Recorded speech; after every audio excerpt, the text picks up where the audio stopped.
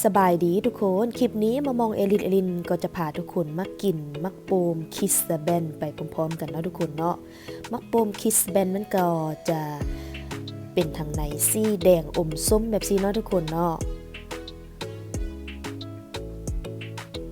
มามองเอลินไปตลาดไปเห็นเขาเจ้าวางค่ายเนาะแบบว่ามามองเอลินก็สนใจเนาะก็เลยซื้อมากินลองเบิ่งเนาะทุกคนเนาะ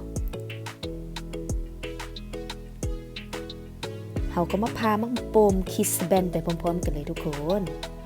มามองเอลินก็จะพาแล้วก็จีจัดใส่จานให้ทุกคนเบิ่งกินไปพร้อมๆกันนะทุกคนเนาะติดตามรับชมพร้อมกันเลย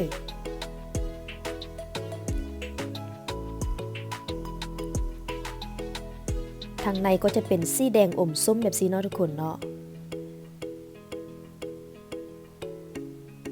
มักโปมคิสแบนมันก็จะเป็นเนื้อสายยุยๆเนาะทุกคนเนาะแบบว่าเนื้อบกแข้งเนาะทุกคนเนาะจะเป็นเนื้อสายยุยๆเนาะทุกคนเนาะทางในก็จะเป็นสีแดงอมส้มแบบสีเลยเนาะทุกคนเนาะมามองเอลินก็จะปล่อยให้ทุกคนเบิ่งสมไปพร้อมๆกันเลยเด้อทุกคน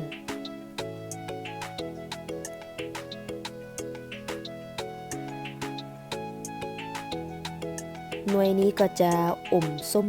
บอแดงปันได้เนาะทุกคนเนาะ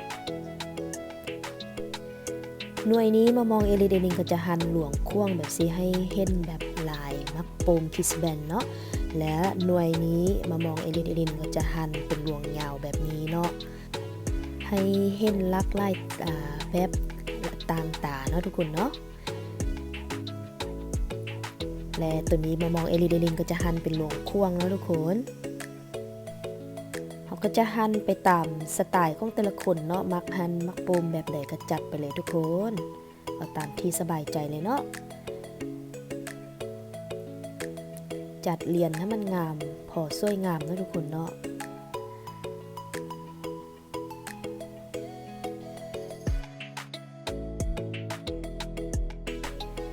จัดแนวได้สีงามก็จัดไปเลยเนาะทุกคนมักแบบใดก็จัดไปเลยเอาที่สบายใจของทุกคนเลยเนาะเฮามักแบบใดก็เฮ็ดไปตามสไตล์ของเฮาเลยเนาะทุกคนเนาะเฮ็ดง่ายๆบ่ต้องพิธีพิถันจังไรเนาะเฮ็ดกินเองมักแบบใดก็จัดไปเลย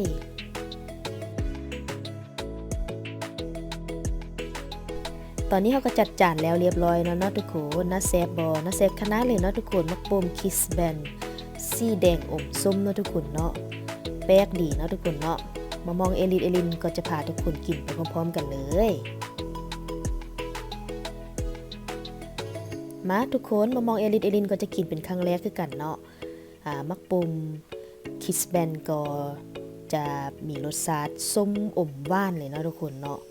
ก็เนื้อสัมผัสของมักโปมคิสแบนจะเป็นเนื้อสายแบบยุ่ยๆเลยเนาะทุกคนเนาะเวลาเข้าปากแล้วมันก็จะกรอบแต่ละลายเนาะทุกคนเนาะแซ่บขนาดเลยทุกคนส้มอมหวานแบบแซ่บขนาดเลยทุกคนกินบ่เศร้าเลยเนาะมามองเอลินกินแบบเพลินๆเลยทุกคนดีต่อสุขภาพอีกเนาะทุกคนเนาะแซ่บคักทุกคนแซ่บขนาดเลยทึกใจมามองเอลินติดใจเนาะทุกคนเนาะเพราะว่าบ่เห็นเขาเจ้าค่ายตลอดเนาะโดนๆจะเห็นค่ายทีนึงเนาะทุกคนเนาะมองเอลินคลิปนี้ก็จะบ่มีหยังหลายเนาะก็จะมาให้ทุกคนเบิ่งมักโปมสีแดงอมส้มแบบสีน้ำกันเนาะทุกคนเนาะมันเป็นแบบว่าแป๊กๆตาดีเนาะทุกคนเนาะบ่ค่อยเห็นเนาะมามองเอลินก็จะขอจบคลิปนี้เพียงเท่านี้เนาะผู้ใดเห็นแล้วมักแล้วก็อย่าลืมกดไลค์กดแชร์กดติดตามมามองเอลินเด้อมามองเอลินก็จะขอตัวไปก่อนเด้อแล้วพบกันใหม่ในคลิปหน้าAu revoir, à bientôt.